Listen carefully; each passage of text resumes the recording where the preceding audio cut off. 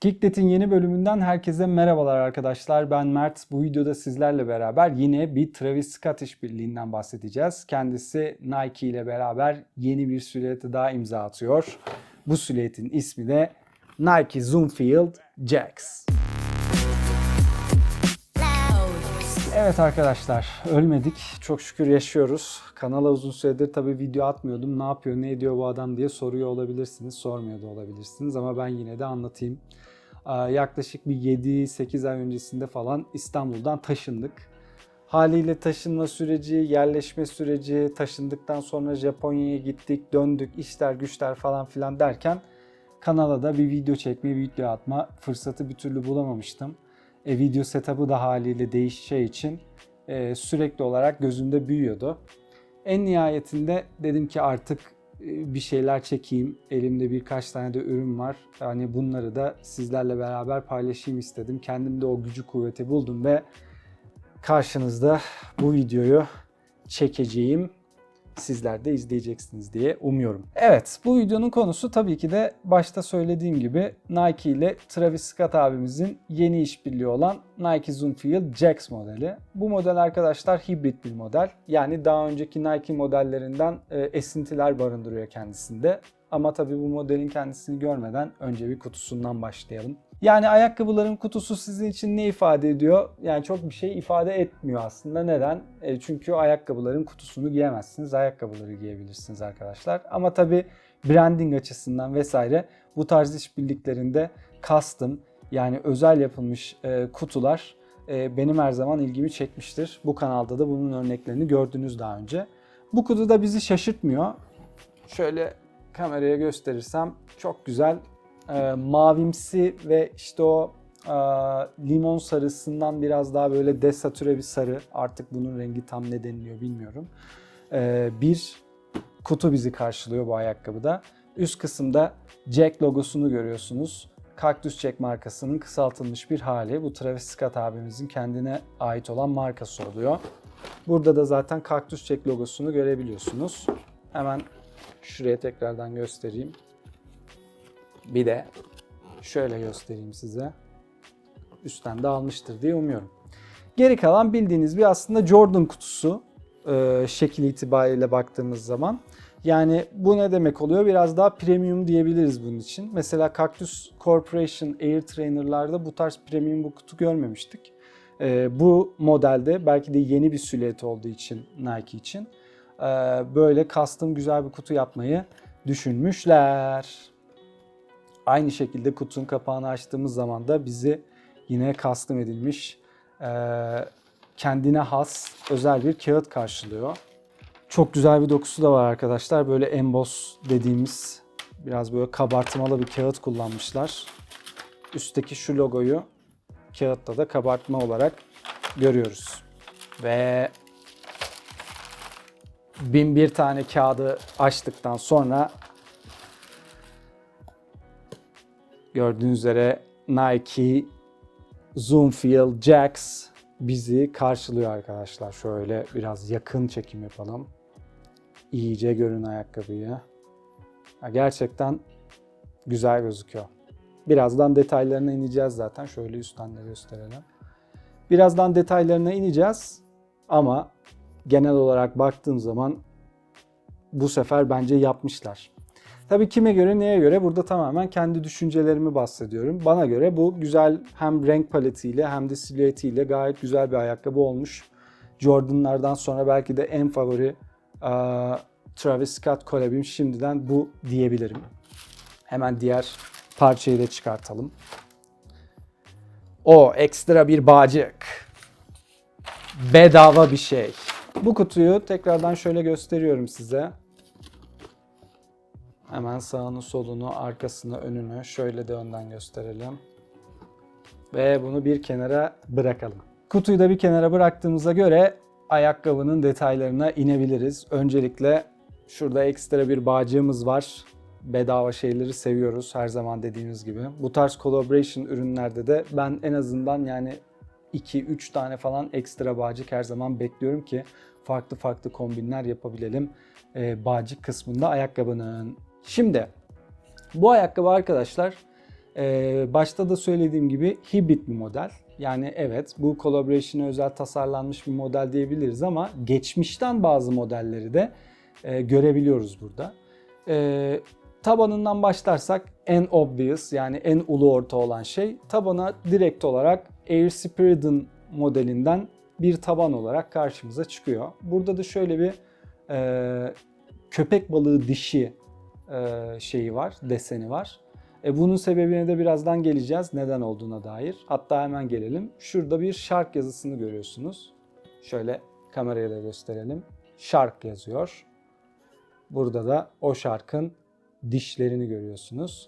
Bunun sebebi arkadaşlar, biliyorsunuz Travis Scott böyle önce bir kaykay modasına girdi. Çok seviyordu skateboarding muhabbetlerini. İşte dunklar yaptı, bilmem ne yaptı falan. Sonra böyle kendini bir beyzbola atadı, bir şeyler oldu. Şimdilerde de Amerikan futboluna kafayı takmış durumda gibi gözüküyor. Çünkü burada görmüş olduğunuz aslında Shark, daha önce Amerikan futbolu ayakkabısı vardı bir tane. Yani cleat modellerinden biriydi Nike'nin. Air Shark diye bir model olması lazım. Buraya bir yere fotoğrafını koyarım. Aslında onun DNA'larını bu ayakkabıya almış. Taban olarak da Air Spirit'in tabanını almış. Onu kullanmayı uygun görmüş. Belki bunun sebeplerinden bir tanesi, daha önce işte Air Trainer falan modelleri, bu trekking modelleri, koşu modellerine falan merak sardığı içindir. Zaten tabanına da Cactus Corporation diye, şöyle gösterelim, şuraya da gösterelim, logosunu yapıştırmış. Yine o trekking taraflarından gelen o DNA'ya sahip logo. Air Spirido'nun tabanını almış. Üst kısmında da o Amerikan futbolu cleat'inin, ayakkabısının bir versiyonunu kombinleyerek burada aslında kendine has bir dokunuş yaratmayı başarmış Travis Scott. Tabii bu modelde Travis Scott'ın alameti farikası olan bir şeyi görmüyoruz. Görmediğimiz şey de nedir? Siz şu an burada görüyorsunuz. Ters suvuş yok. Normalde Travis Scott'ın Jordan modelleri, diğer collaboration'ların çoğunda ters suvuş görüyoruz. Bu onun alameti farikası haline gelmişti. Ama bu ayakkabının hiçbir çiftinde, eşinde gördüğünüz üzere ters suvuş yok. Peki bu ters suvuş nerede? Şurada. Cücük gibi koymuşlar arkadaşlar ters suvuş. Demişler ki bir Travis Scott collaboration'ında ters suvuş olmadan olmaz. Nereye koyalım, nereye koyalım? Buraya koymadık, oraya koymadık. Bari şuraya bir tane cücük gibi yerleştirelim demişler. Başka ne var? Arka tarafında da yine kaktüs çayın ikonografisini görebiliyorsunuz arkadaşlar. Bu gülen arkadaş, ya da bana çok gülen gibi gelmiyor, biraz daha high gibi duruyor ama bu arkadaşı da yine ayakkabının arka kısmında görebiliyorsunuz. Evet, bu hibrit modelin hangi silüetlerden esinlenerek yapıldığını, yani orijininde konuştuğumuza göre biraz materyalinden de bahsetmek isterim. Açıkçası ben bu modeli gerçekten çok kaliteli buldum. Diğer Travis Scott, yani premium olan Travis Scott collab'leri arasında yer alabileceğini düşünüyorum. Çünkü hem buradaki derisi bayağı yumuşak, güzel bir deri. İşte burada bir file, bir mesh, bir kumaş var. Yani genel olarak tüm bu iç kısmı, tabanı, bu üst kısmı, derisi, buradaki file kumaşı, cırt cırtı. Yani şimdi açayım cırt cırtını size. Yani gerçekten çok zor açılıyor. Size gerçekten çok kaliteli, bayağı dayanıklı ve sağlam bir hissiyat veriyor. Bu arada şimdi bu cırt cırtı açınca sanki cırt cırtsız da güzel olurmuş gibi geldi bana. Şöyle üstten gösteriyorum. Bir de şöyle kameraya göstereyim.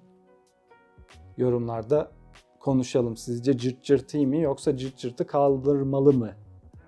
Cırt cırtsız da güzel gözüküyor. Yani materyal olarak gerçekten çok kaliteli hissettiriyor. Yani derisinden buradaki tüm kumaş detaylarına kadar ve dikişleri, yani bakıyorum genelde işte böyle bir yapışkan izidir, dikiş izidir vesaire, bu tarz şeyler bulunur. Çünkü bunlar seri üretim ayakkabılar. Ama genel olarak baktığın zaman hani şurada çok hafif, bilmiyorum ya kamerada gözükür mü ama şu kısımda çok hafif böyle bir yapışkan izi gibi bir şey görüyorum. Onun dışında gerçekten dikişlerine kadar çok kaliteli gözüküyor her parçası. Bak atlamışım bu arada. Şurada dil kısmında da yine klasik Travis Scott'ın alameti farikası Cactus Jack logosu var. Şöyle de gösterelim. Bu da bir detay efendim. Oh no. Evet, kamera kapandı arkadaşlar. Neden? Çünkü çok ısındı. Peki ben bunu biliyor muydum böyle olacak diye? Tabii ki de biliyordum. Hatta bu kameraya bir fan da almıştım. Ama bir enayi olduğum için, kendimi bile bile lades yapmayı çok sevdiğim için bu videonun başında kameraya bu fanı takmadım. Ve kamera fazla ısındığı için kapanmış oldu. Tabii ben bu sorunları çözerken şimdi fanı vesaire taktım. Kadraj madraj da kaymıştır büyük ihtimalle. Lütfen kusura bakmayınız efendim. Kaldığımız yerden devam edelim. Bu arkadaşla alakalı da en son önce bir renk paletinden konuşalım. Sonra da kapanışı sizing'de yapalım. Bence renk paleti çok da uzatılacak bir konu değil. Gayet güzel gözüküyor. Bu senenin, hatta geçen senenin de en favori renk paletlerinden bir tanesiydi bu. İşte krem, kırık beyaz, ondan sonra şöyle kahverengi, işte yulaf falan da diyorlar buna. Yani bu combo gerçekten geçtiğimiz senelerde de bu senede çok tutan bir komboydu. Hem kıyafette hem ayakkabılarda çokça gördük bu renk paletini. Aynı zamanda bu zaten Travis Scott'ın da biraz onunla özdeşleşmeye başladığı bir renk paleti. Biliyorsunuz birçok Travis Scott collab'inde bu renk paletini gördük. Burada da yine aynı renk paletini kullanmayı tercih etmiş Travis Scott ve Nike. Benim çok sevdiğim bir palet. Her zaman da giyebileceğim bir palet. Kombinlemesi de kolay bir palet. O yüzden bu ayakkabıyı sevmemdeki ana kriterlerden bir tanesi de olmuş oluyor bu ayakkabının renk paleti. Son olarak buna Light Chocolate diyorlar. Bunun bir de Sail olan, böyle komple beyaz olan bir modeli var. O benim çok tarzım bir renk paleti değil ama bu gerçekten çok güzel gözüküyor. Şöyle tekrardan gösterelim. Son olarak da arkadaşlar bu ayakkabının sizinginden bahsedeyim. Yani bedeninden true to size. Ne demek oluyor bu? Gidin kendi bedeninize alın demek oluyor. Ben 44 giyiyorum, 44 aldım. Siz 44 giyiyorsanız 44 alıp giyebilirsiniz. Nereden alacağınıza da gelirsek zaten bu tarz collab'leri satan 1-2 yer var. Bir Shopigo oluyor, bir Wunder oluyor. Shopigo'da yoktu, Wunder'de vardı. Hala da stokları var bildiğim kadarıyla. Eğer almak isterseniz, benim de bir Travis Scott'ım olsun istiyorsanız bu ayakkabıyı şu an Wunder'den satın alabilirsiniz. Kesinlikle reklam değildir. Sadece oradan alınabiliyor. O yüzden oradan alabilirsiniz diyorum. Başka bir yerden alabilen varsa yorumlara yazabilir.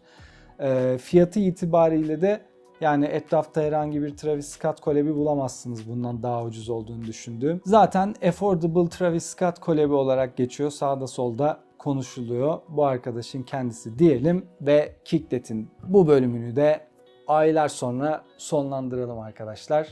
Yeni bir Kicklet bölümünde veya başka bir videoyla da sizlerle beraber olmaya çalışacağım. Eğer kendimde bu motivasyonu bulabilirsem. Videoyu izlediğiniz için teşekkür ediyorum. Beğenmeyi, paylaşmayı, yorum yapmayı ve çeşitli zamazingoları yerine getirmeyi unutmazsanız sevinirim. Kendinize çok iyi bakın. Hoşça kalın.